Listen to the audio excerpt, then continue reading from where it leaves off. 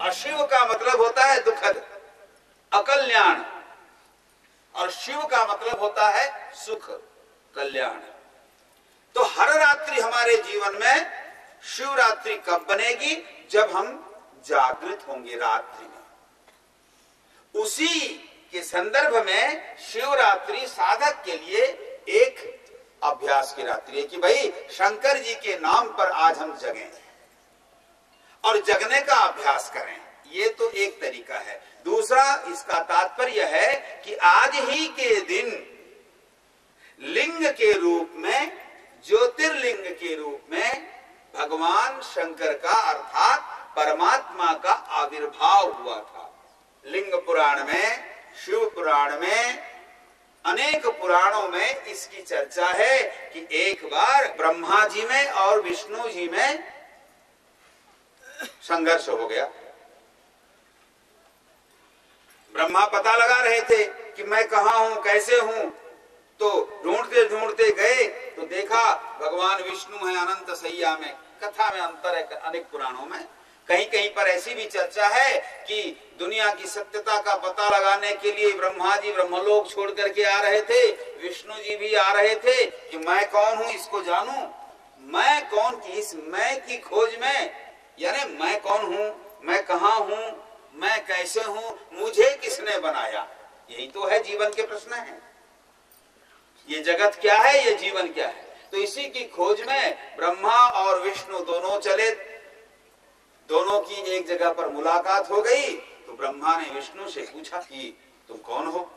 विष्णु ने कहा तुम जानते नहीं मेरे को, मैंने तुम्हें जन्म किया, मेरे नाभि पद्म से तुम पैदा हुए, तुम मुझे नहीं समझते। ब्रह्मा ने कहा मैं जानता ही नहीं हूं तुम कौन हो।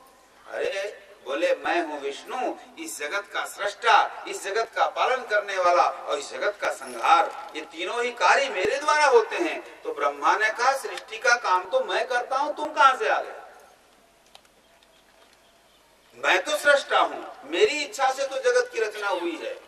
इस प्रकार दोनों में विवाद हो गया। ये पौराणिक कथा है, संकेत है।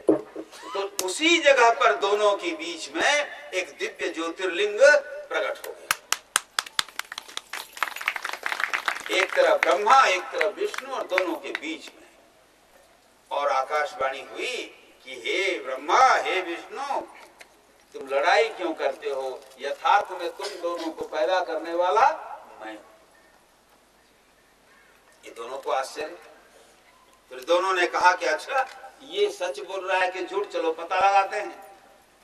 तो ब्रह्मा जी हंस का वेश लेकर के हंस पर आरूढ़ होकर या हंस बनकर के ऊपर की ओर उड़े, और शूकर का रूप लेकर के भगवान विष्णु नीचे की, ये पौराणिक कथा, नीचे की ओर गए।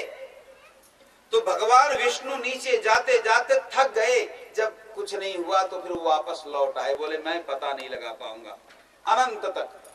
ज्योतिर्लिंग का यही, ज्योतिर्लिंग का मतलब होता है जिस जो अनादि हो और जो अनंत हो, जिसका अंत न हो और जिसकी आदि का भी पता न हो, वो ज्योतिर्लिंग है। लेकिन ब्रह्मा जब ऊपर की ओर जा रहे थे तो शंकर जी के सिर से एक केतकी का फूल गिर रहा था नीचे।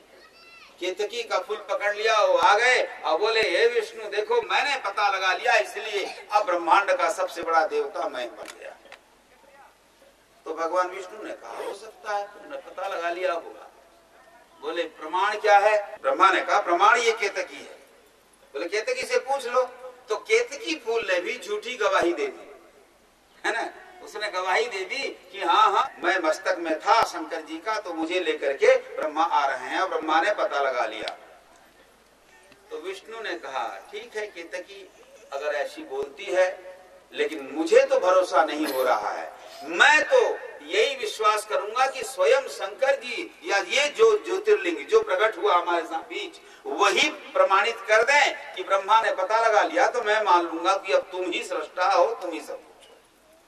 तब वहां आकाशवाणी हुई कि ब्रह्मा झूठ बोल रहे हैं और ये केतकी झूठी गवाही दे रही है।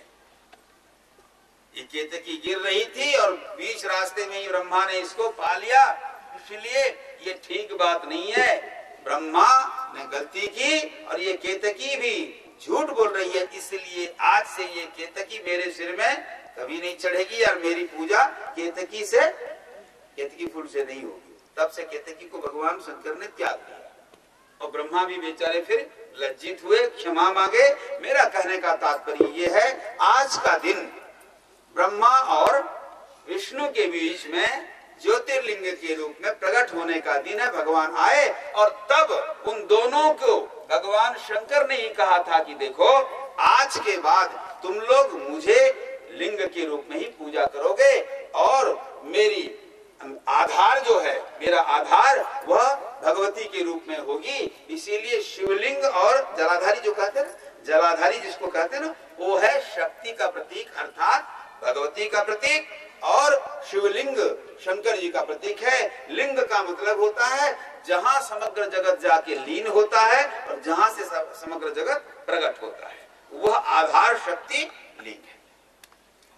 तो जगत में शिव और शक्ति दोनों की आराधना का ये प्रतीक है शिवलिंग, और ये ज्योति स्वरूप है। ध्यान रहे, वेदांत में, शास्त्र में ज्योति रूप में परमात्मा को माना गया, ठीक है। उस परमात्मा को हम दो रूपों में जानते हैं, साकार के रूप में, निराकार के रूप में भी। साकार ब्रह्म के रूप में हम उसी शिव को फिर शंकर के रूप में जानते हैं। शंकर जो सबका कल्याण करते हैं, और उस शंकर का वंदे देव उमापतिम सुरगुरुम वंदे जगत कारणम वंदे पन्नग भूषणम मृगधरम वंदे पशूनां पतिम वंदे सूर्य शशांक बंधि नयनम वंदे मुकुंद प्रियम वंदे भक्त जनाश्रयं च वरदं वंदे शिवं शंकरम। इसमें क्या कहा? वंदे शिवम शंकरम। कौन सा शिव? जो सम अर्थात निरंतर सबका कल्याण करते हैं।